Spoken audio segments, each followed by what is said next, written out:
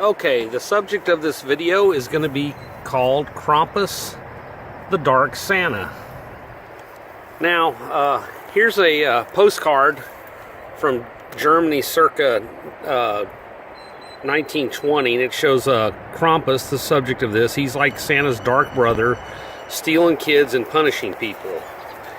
So, Santa Claus is basically an amalgamation of St. Nicholas of Turkey and shamans of the North Country who would dress in whatever hallucinogen they were pushing at the time, which was Amanita musculera, fly agaric mushroom, which was red with a white cap. So when Constantine the Great was inventing basically Christian holidays, let's say, he melded them to pagan holidays which were already being celebrated. And so this is what's the Satanic Wheel of the Year, and it's the 12 holidays that Satanists worship. And the one we're going to be covering today is December 21st, which is Yule, which corresponds to Christmas. There's also Imbolc, February 2nd, Groundhog Day, Ostara, which was bound to Easter in place of Passover. In place of it, Passover really doesn't have anything to do with bunnies and eggs, but be that as it may, there's Beltane, May 1st, May Day, which is the major holiday for a communist, Midsummer Litha, June 21st, Lumisog, August 1st, Mabon, September 21st, and then the biggest day of the Satanic calendar is Samhain, which is Halloween, which is actually a 3-day festival. It's both the beginning and the end of the year. October 31st, but it's actually a 3-day festival. So this is the Satanic Wheel of the Year, but we're going to concentrate on December 21st, Yule, and the Satanic version of Santa, which is called Krampus. And here's the... Krampus was basically... Here's an old woodcut of... not a woodcut, this is an old picture of Krampus, and he would steal bad children, and they would just... he was the cover-up for when children went missing. Now, there's various forms of Luciferian Satanism. There's lone practitioners. There's Wiccans. There's several flavors of them. So this is Krampus. This is Krampus, and he's Pan. Remember, the real Lucifer is an angel of light. He's not ugly. He doesn't even look anything like this, or this wood carving cutout of him.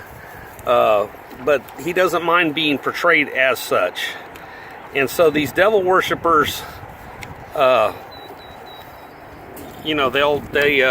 pick these holidays and they dress up, and now they do it out in the open. So here's some actual covens that took pictures of themselves dressed up as Krampus. And here's a willing participant that's letting himself be mock sacrificed. Now this one's in public, but in private they actually kill children and sacrifice them. And you've heard about the pedophile rings in Hollywood. Well, they're letting that one kind of come out to cover the ones that are in DC, that the pedophile rings that aren't being caught. And if you go to the FBI's website, at any one day there might be 83,000 people missing. Well, in the course of a year, 200,000 people are never found. Now, some of those people don't want to be found. Some of those people are fall into crevasses or eaten by animals or whatnot. But probably about 80,000 of them are sacrificed on one of these satanic holidays by covens and just devil worshipping. Some of them are called grottos, some of them are called covens. There's lone practitioners killing people too. There's the Temple of the Werewolf, or excuse me, the Cathedral of the Werewolves, the Temple of the Vampire. There's all kinds of, there's the Ordo Temple Orientalis, which was portrayed in Eyes Wide Shut, Stanley Kubrick's last film. And here's an old picture from 1896 of a coven that was having a black mass along with their Krampus celebration on December 21st, Yule. Here's, I think I've already shown you this picture. But anyway, here's another coven all dressed up like Krampus. And there's a man that wrote a book called Missing 411. His name is Pallades. And he's talking about how people go missing in national parks. And national parks are pretty much the perfect place to abduct somebody, because there's no cell phone coverage. So you can't call to see if someone's missing, and some people go out hiking and they're missing for a while, and they're supposed to be hiking. And then once you do find a park ranger, you know, it's probably the day's pretty much shot, and they can't do too much at night. So there's already a day separating the missing people from when they could actually go look for them. By that time they're gone. So a lot of his Missing 401 is pretty dry. He doesn't really come to any conclusions, although if you go to his website, you get the gist of what he thinks where these people are going. I don't necessarily agree with it, but I'm going to cover something he says in there that might be germane to the topic.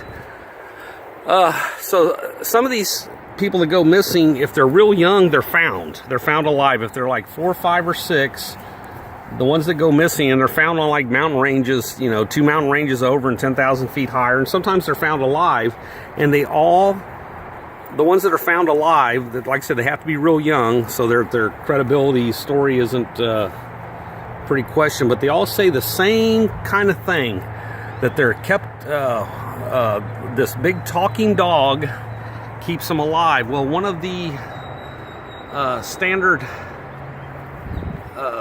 this is a standard mask in Austria from a devil-worshipping coven, and looks like a dog to me. If I was a little kid, I would say that's a giant dog. Of course, anything's kind of a giant to somebody that's, you know, 50 pounds and only 3.5 feet tall.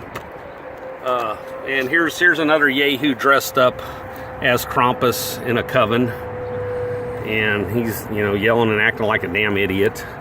And they have actually open plays about him. Some in Europe. Europe is so pagan now that it's just out in the open now. So Krampus is the dark version of Santa, and like I said, there's sacrifices all of these satanic holidays, and it's pretty much, it's kind of out in the open now. It used to, you know, 100 years ago, this would never have happened.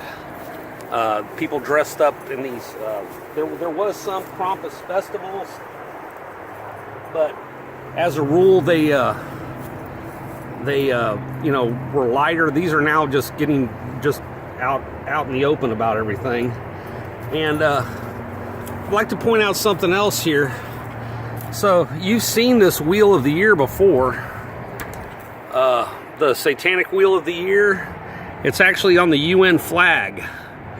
The UN flag is split up into 8 quadrants, and they'll tell you, the UN says that this is olive branches around it, but it's not really. There's no olives on it. It's a laurel branch. So the UN flag's actually the Satanic Wheel of the Year over the whole of the earth, with laurel branches signifying victory. Well, who's the victory of? It's the victory of Satan over the whole of the earth. That's what the UN flag really stands for. Like I said, there's no olives on those branches. Those are laurel leaves. So the world's run by generational Satanists, and they like Santa Claus, but they have their own version called Krampus. And he's basically a takeoff on the ancient pagan deity Pan, but he's a stylized version of Lucifer. And anyway, check out that. And there's also, if you go to YouTube, look up this woman's name, and she was taken as a party favor, and they found her body dead in a real weird circumstances. Anyway, check it out. The Elisa Lam mystery. It was about 4 years ago in a hotel where Aleister Crowley stayed back in the 20s, and Richard Ramirez the Night Stalker stayed. And it's a real weird video. and she was taken a few days before Imbeleg, and I believe she was used as a party favor and sexually abused, and then they just killed her, and everybody covered it up from the medical examiner down to the judges and the district attorney. So the people that run the world are generational Satanists, and one of the versions of Satan that they worship is Krampus, the dark claus. Thank you, I'm out.